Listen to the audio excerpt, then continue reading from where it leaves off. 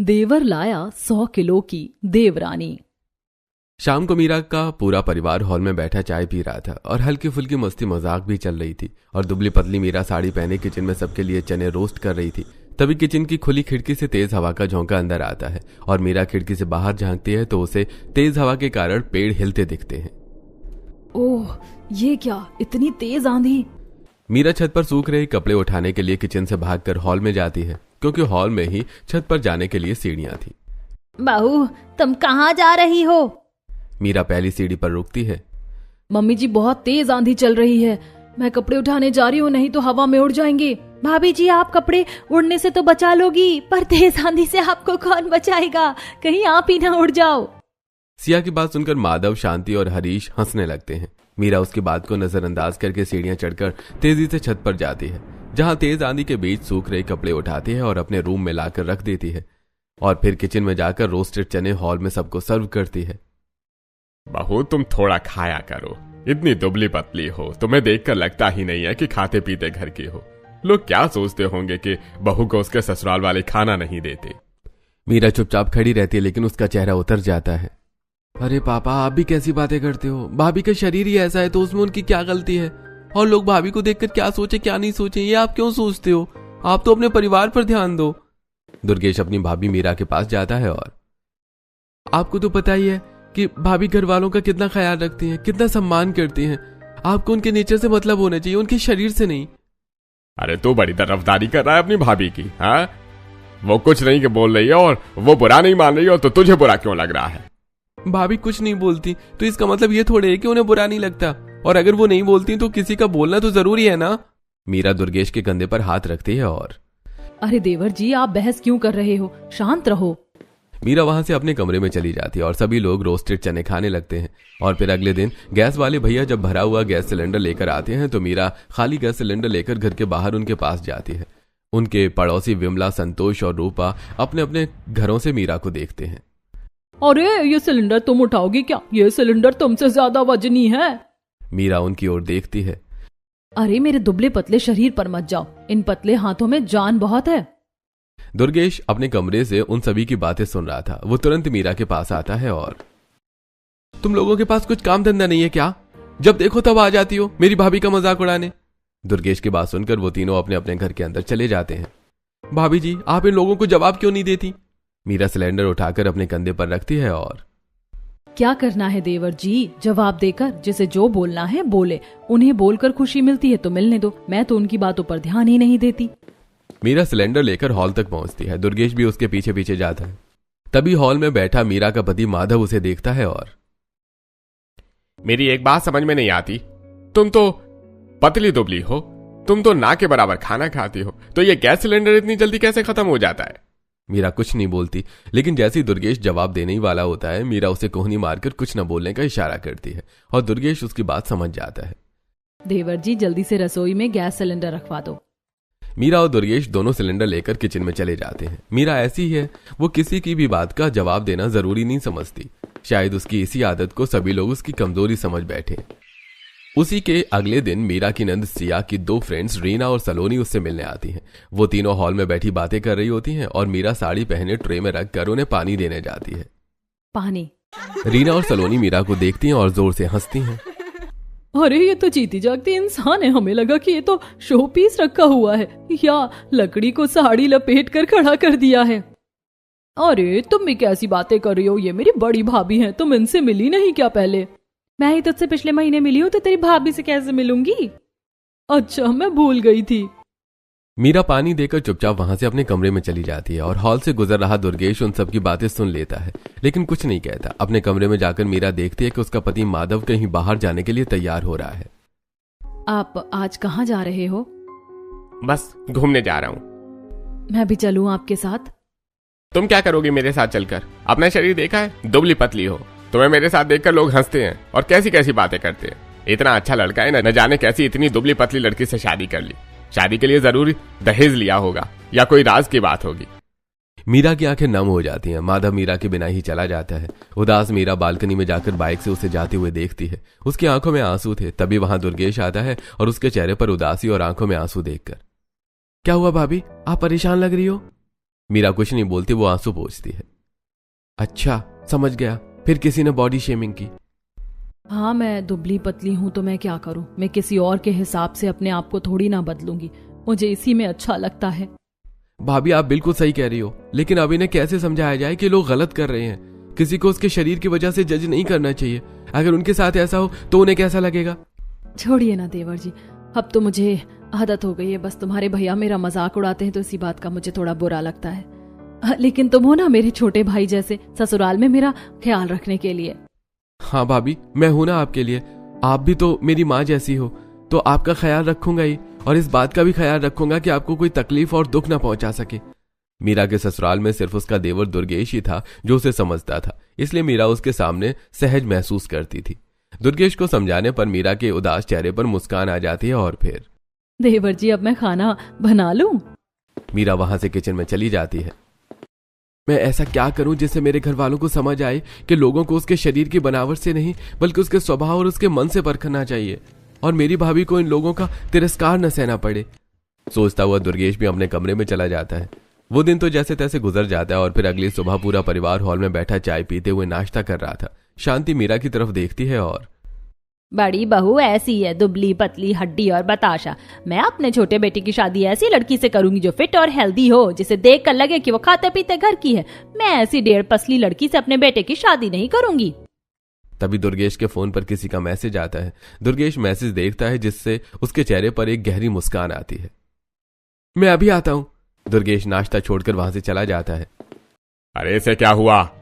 सुबह का गया हरीश शाम को ही घर वापस लौटता है, वो भी 100 किलो की अनन्या के साथ। उन दोनों के गले में वरमाला है। अनन्या की मांग में सिंदूर, गले में मंगलसूत्र और हाथों में लाल चूड़ियां हैं।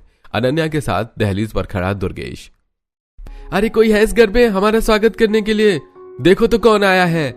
दुर्गेश की तेज आवाज सुनकर पूरा घर उन दोनों के सामने आकर खड़ा हो जाता है। वो सभी दुर्गेश अनन्या को एक साथ देखकर हैरान रह जाते हैं। ये कौन है? इतना हैरान क्यों हो रही हो मम्मी? ये तुम्हारी बहू है। और भाभी देखो, तुम्हारी देवरानी ले आया मैं। सभी घर वालों की तरह ही मीरा को भी अपनी आंखों पर विश्वास नहीं हो रहा था। उसकी आंखें खुली की खुली रह जाती हैं। अरे मैं कहीं सपना तो नहीं देख रहा हूं, और अगर ये सपना है तो जल्दी से मुझे नींद से जगा दो, नहीं तो मैं सपने में ही इस लड़की के वजन के नीचे दब के मर जाऊंगा। अरे सपना नहीं है, हकीकत है। छू छू कर देखो, ये मेरी धर्मपत्नी है। पूरे 100 किलो है इसका वजन। सभी लोग अनन्या को ऐसे घूर रहे थे जैसे उन्होंने एलियन देख लिया हो, सिवाय मीरा के। वो अनन्या को जितना ध्यान से देखती है उसके चेहरे की मुस्कान उतनी बड़ी होती जाती। अरे भाभी आप क्या देख रही हो, प्रवेश की तैयारियां करो। मीरा भागकर रसोई में जाती है और कलश लाकर दहलीज पर रखती है। अनन्या कलश गिराकर गृह प्रवेश करती है। अभी भी सब अनन्या को घूर कर देख रहे हैं। अरे मेरी पत्नी को नजर मत लगा देना तुम सब। अनन्या चलो मेरे साथ अपने कमरे में। दुर्गेश अनन्या का हाथ पकड़कर उसे अपने कमरे में ले जाता है। थोड़ी देर बाद मीरा भी उनके कमरे में आती है। अनन्या बिस्तर पर बैठी थी और आईने के सामने खड़ा दुर्गेश वरमाला निकाल रहा था। देवर जी, मुझे आपसे ये उम्मीद नहीं थी। आपने शादी कर ली, मुझे बताया भी नहीं। अरे भाभी शांत हो जाओ और मेरी पूरी बात सुन लो। दुर्गेश मीरा के पास आता है और उसके कान में कुछ खुसर फुसर करता है। दुर्गेश की पूरी बात सुनकर मीरा को हंसी आ जाती है। अच्छा तो ये बात है, तुम भी देवर जी बड़े शरारती हो, लेकिन कुछ भी कहो मेरी देवरानी है बड़ी सुंदर। अरे भाभी देवरानी नहीं, 100 किलो की देवरानी। हाँ वही। चलो ठीक है, अब तुम आराम करो, मैं डिनर की तैयारी करती हूँ। मीरा कमरे से बाहर निकलकर किचन में जाती है और बाकी के दिन के मुकाबले ज्यादा सब्जी चावल बनाकर रोटियां सेक रही होती है। तभी उसकी सास शांति किचन में आती है और रोटियों का ढेर देखकर, बहू इतना सारा खाना क्यों बना रही हो? अरे मम्मी जी, आपको शिकायत थी ना कि मैं दुबली पतली हूँ और कम खाती हूँ, तो देखिए देवर जी 100 किलो की देवरानी ले आए, तो इतना सारा खाना उसी के लिए है। शांति अपना माथा पीट लेती है। मेरे तो करम ही फूट गए जो मेरे बेटे ने 100 किलो की बहू लाकर मेरे सिर पर रख दी है। शांति बुदबुदाती हुई किचन से डाइनिंग हॉल में चली जाती है, जहां दुर्गेश और अनन्या के अलावा सभी लोग बैठे हुए हैं। कुछ देर में मीरा सब लोगों को खाना सर्व करती है। मैं देवर जी और देवरानी जी को बुला कर लाती हूँ। मीरा जैसे ही पलटती है तभी दुर्गेश और अनन्या वहां आ जाते हैं।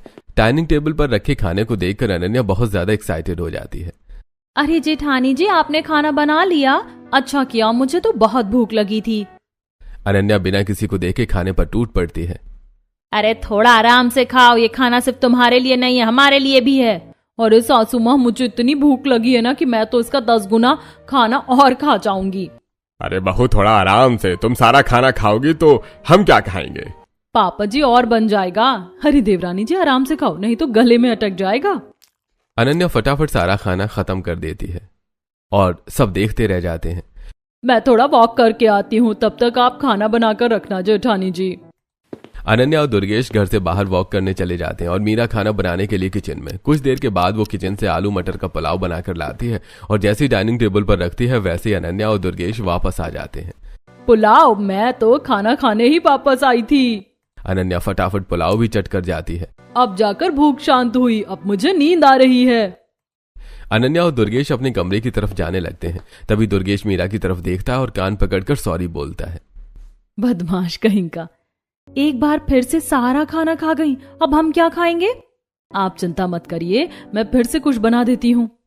अब तुम रहने दो, हम बाहर ही जाकर कुछ खा लेंगे, अब तो भूख कंट्रोल ही नहीं हो रही है।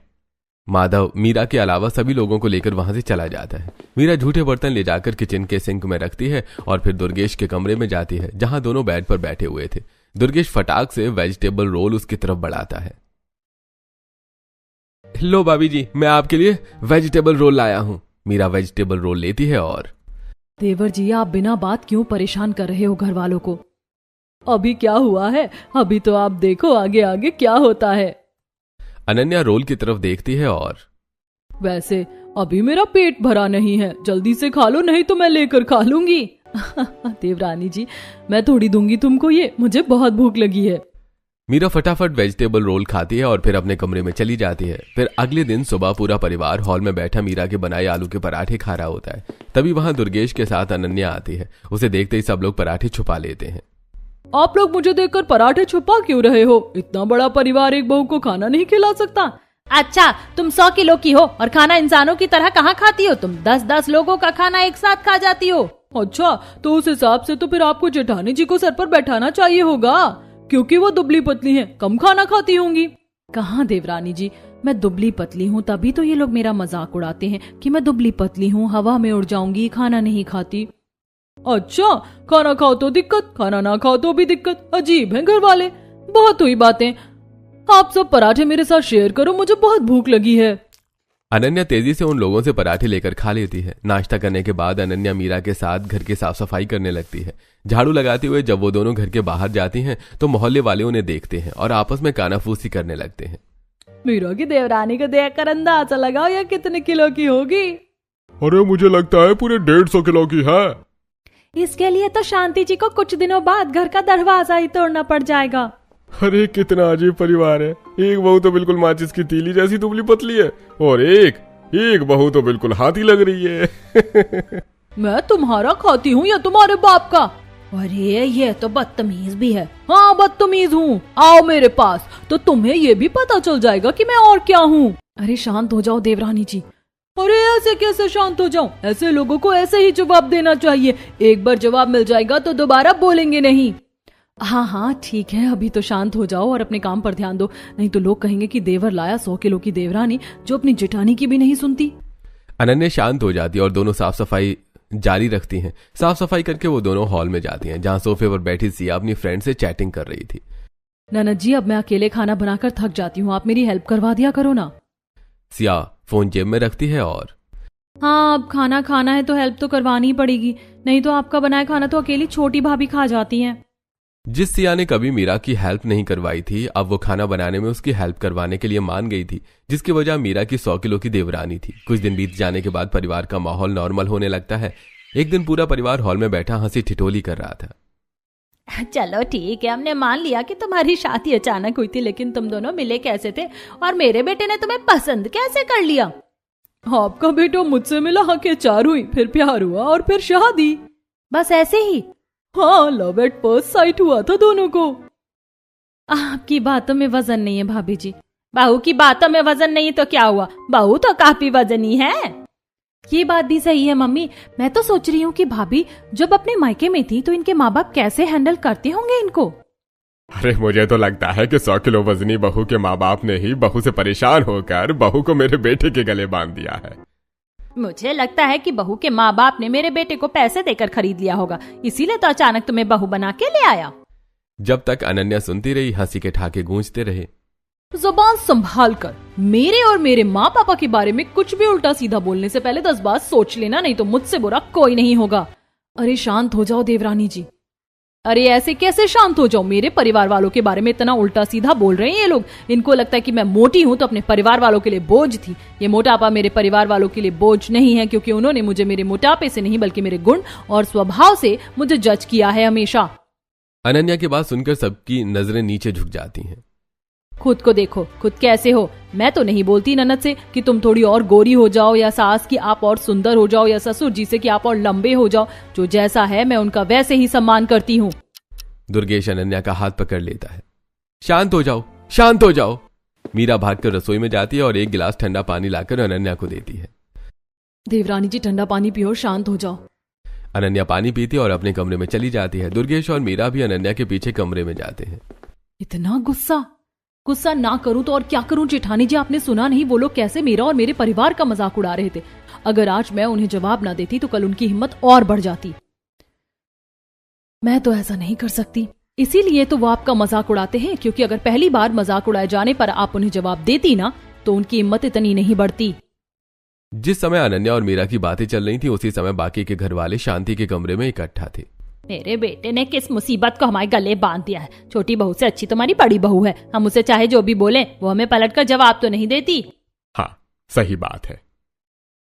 हाँ बात तो सही है।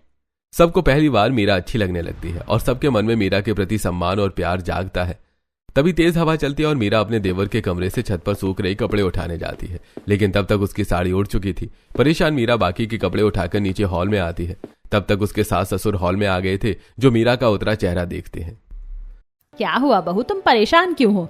मम्मी जी मेरी साड़ी तेज हवा में उड़ गई। इतनी सी बात, चलो मैं तुम्हें नई साड़ी दिलवा लाती हूँ। मीरा अपनी सास की बात सुनकर हैरान हो जाती है, क्योंकि इससे पहले शांति ने कभी उससे इतने प्यार से बात नहीं की थी। वो कुछ बोल पाती इससे पहले ही उसकी देवरानी वहां आती है और शांति की बात सुनकर, सिर्फ जेठानी जी को शॉपिंग कराने ले जाओगी मम्मी जी, या मुझे भी? तुम भी चलो। शांति उन्हें मार्केट की बहुत बड़ी कपड़ों की दुकान में ले जाती है। भैया मेरी दोनों बहुओं को उनकी मनपसंद साड़ियां दिखा दो। दुकानदार अनन्या को ध्यान से देखता है।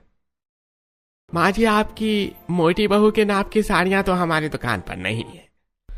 कहाँ ले आई इसे मैं अपनी बेइज्जती करवाने के लिए। मीरा बहू तुम अपने लिए साड़ियां पसंद करो और अनन्या बहू तब तक तुम बैठो, फिर दूसरी दुकान चलते हैं। मीरा साड़ियां पसंद करने लगती है और अनन्या जैसी बेंच पर बैठती है, बेंच चरमराकर टूट जाती है। अरे मेरा कितना नुकसान बड़ा कर दिया, इसकी भरपाई कौन करेगा? अरे मेरी सासू माँ है ना, वो करेंगी। मैं नहीं करने वाली। बहू आपकी ही है ना, तो मेरे नुकसान की भरपाई भी आपको ही करनी पड़ेगी। शांति को मजबूरन नुकसान का पैसा भरना पड़ता है। मीरा अपनी मनपसंद साड़ियां लेकर उन दोनों के साथ पैदल घर वापस लौट रही होती है। तभी अपने घर के बाहर खड़ी विमला उन्हें देखती है। मोहल्ले वालों ने सब जानवर पाले हुए, बस हाथी पालना रह गया था। शांति की 100 किलो की वजनी बहू ने वो भी कमी पूरी कर दी है।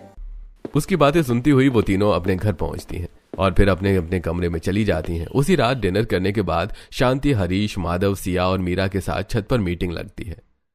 अब बस बहुत हो गया, अब हम उसे और नहीं झेल सकते।